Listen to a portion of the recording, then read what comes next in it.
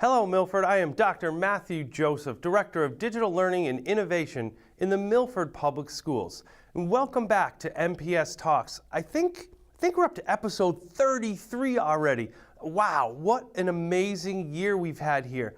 About a year and a half ago, I started in the front steps of Milford High School with my iPhone and scripts on a piece of paper. And 33 episodes later, we are going to try something new today, so stick with us. Today, I'm going to go in the spirit of some of my favorite shows like Golic and Wingo and The Herd with Colin Cowherd. We're going to take some phone calls to talk all things that are happening here in the Milford Public Schools with technology and some of the things that we are going to do going forward, and really whatever you, the callers, would like to know. So we're going to turn it over now and take a few phone calls and hope this goes okay and share some great information that hopefully you, Milford community, find informative, because your students are coming here each and every day, and we want to share some of this information with you about the technology, the digital learning, and all the things happening in Milford schools. So we're going to open the phones, and I think the first phone call is coming in now. Dr. Joseph, I see you in schools and leading the technology changes. What is your background and how does that lend to your role? Well, where to start? But I won't keep you too long, but I'll just start back at age 18 when I started to Springfield College. I went to Springfield College and graduated from Springfield College. Go Springfield. I was a classroom teacher for 11 years in Berkshire County. While I was there, I actually had an opportunity to work with Apple in launching a one-to-one initiative back about 13 years ago, the Berkshire Wireless Learning Initiative in Berkshire County. That was a fabulous experience. I was able to use technology both as a classroom teacher and then as a district professional development person. And then from there, it led me to become a principal. And I was a principal in two schools, one in Attleboro and one in Natick, where I was able to see the effects of digital learning in schools. And while I was a principal, I actually just went back to Boston College to get my doctorate in educational leadership. And when I saw this opportunity in Milford to blend both the educational leadership and the passion and skills in digital learning, I thought this was a great challenge. And after interviewing and talking with Dr. McIntyre, I could tell his passion and vision was something that I wanted to work with and come here to Milford Schools, and I am really thankful that I did. That was a great call to kick us off. Good afternoon, Dr. Joseph. My question is, why are we bringing in all these Chromebooks?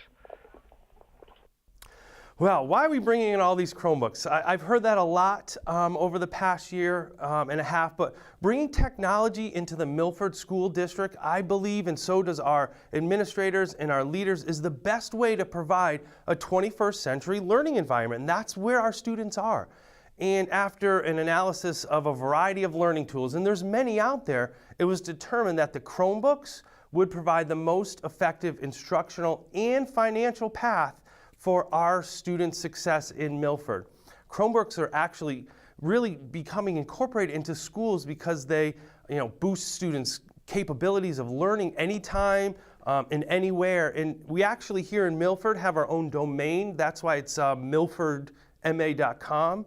And we have direct access to Google with the licenses that we have. So the online access in the classrooms with our students' Milford accounts, they really broadens the scope of the learning experience. And what I love about it is it's triggering discovery learning, creating opportunities for creative thinking for students, communication, and especially collaboration. I was in the library today with Nick Molinari, and we were sharing some of the things that are happening in the library, and I was able to see there was about 75 students in there utilizing these, and they weren't just sitting one-on-one, they were talking, sharing each screens, giving feedback. It was fabulous. So with the Chromebooks in the classroom environment or any environment now, teachers can tailor-make some of the lessons in subject matter, in interest or skill level, and even skill reinforcement into the efforts of students. So in closing, it's been a long call, sorry. Chromebooks have really helped engage students with interactive lessons and prepare them for an increasingly digital workforce. Given the combination of our performance and the low cost of the Chromebooks, we really thought that with the app developments that were coming out, Chromebooks are becoming really the device of choice of school districts across the country. So we thought it would really benefit Milford, and that's why they're here. So thank you for the call. I think we have another one coming in right now. Hey, Dr. J. First-time caller, long-time viewer here. All this tech stuff seems to be coming super fast.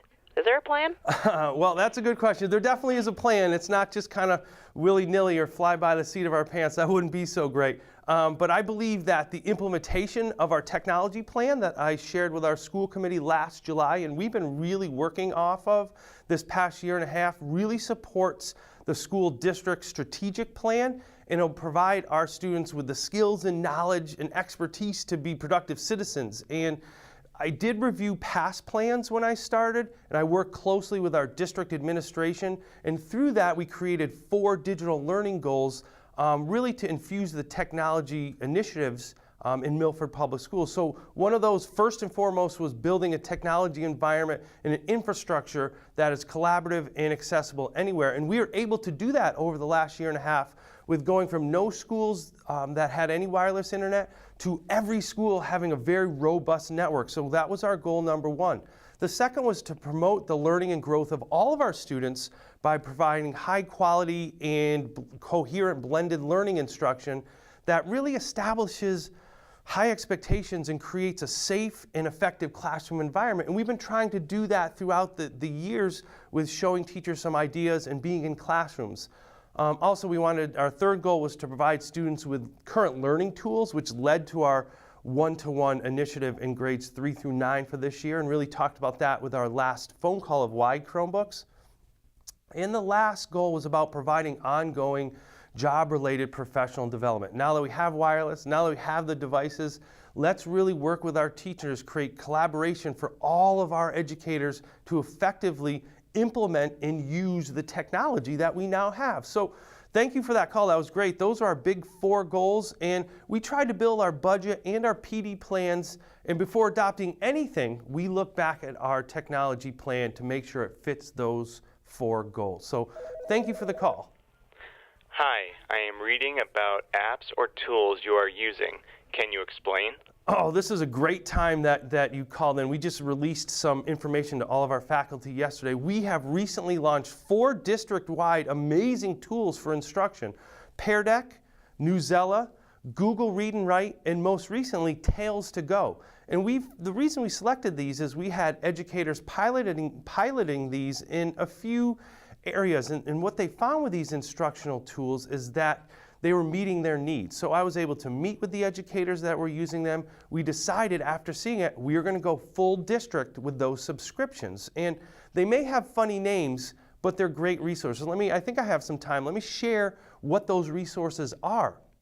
So with Pear Deck, each student in the classroom can connect to a teacher's presentation on any device. So we have Chromebooks, so that's fabulous. They can answer interactive questions and learn from their peers.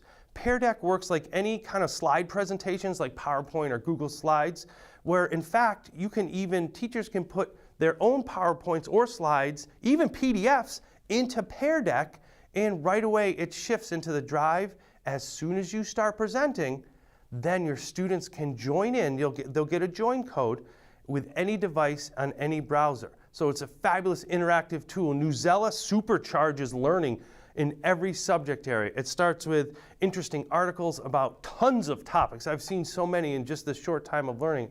And it's actually available at 5 reading levels. There's even assessments. I'll talk a little bit about that. Assessments included with the articles to help the students engage with the content. Students can even read and take quizzes.